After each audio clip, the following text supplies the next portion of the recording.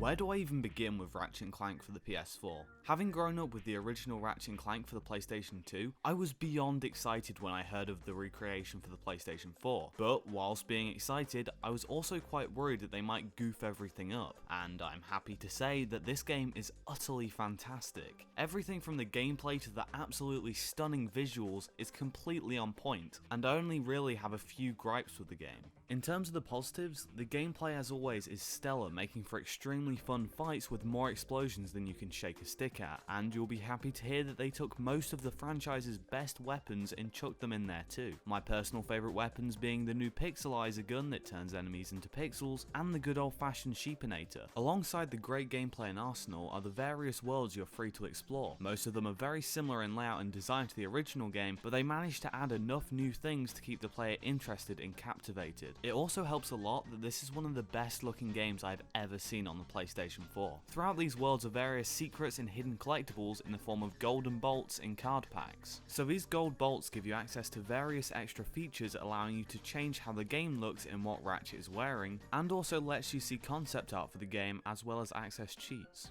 A new addition to this game is the cards, which I personally really like. You can collect them from hidden packs or by killing enemies, and once you collect a set of 3 cards, you'll get a little stat boost, or access to the Omega version of that weapon in challenge mode. You can also get the Rhino through collecting 9 Rhino cards, instead of having to grind and get an insane amount of bolts to get it. I know a lot of people might not like that change, but it felt quite refreshing for me. In terms of negatives, I really don't have that many, and a lot of them are quite nitpicky, so take that how you will. I feel like the cutscenes from the movie that are scattered around this game's story seem quite poorly edited in, with a lot of the scenes abruptly ending and leaving the player feeling like they've missed something. This contrasts pretty poorly with the in-game cutscenes, which feel quite lifeless, but saying that, the voice acting is all on point and the script, as always, is pretty great. Another negative I have is based around these 2 ranger characters. I've completed the game twice at this point and I still have no clue who they are. All I know is that they repeat the same lines quite often during gameplay, and they're pretty annoying. I'm sure that they'll be well fleshed out in the movie, but in the game they just didn't really have any personality apart from "I like to blow shit up" and "my planet got destroyed."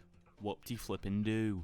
Overall, this is one of the best Ratchet and Clank games to date, offering fantastic gameplay and beautiful scenery, but is slightly let down by the clunky story and the sloppily edited cutscenes.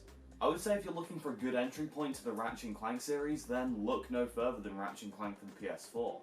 It's genuinely a fantastic game, with only a few small flaws, and for the price that it's at, being about half the price of all modern PS4 games, it's kind of a steal. Overall, Ratchet and Clank for the PS4 gets a "you should really buy it." Hey, I just want to say a huge thank you to my Patreon supporters, Austin, Stuart, Melvin, and Joe. You guys are pretty swell. Ratchet and Clank is pretty good. It's pretty good. I'm glad it's good. If it was bad, I would be sad. But it's not bad. It's good. And I caught it.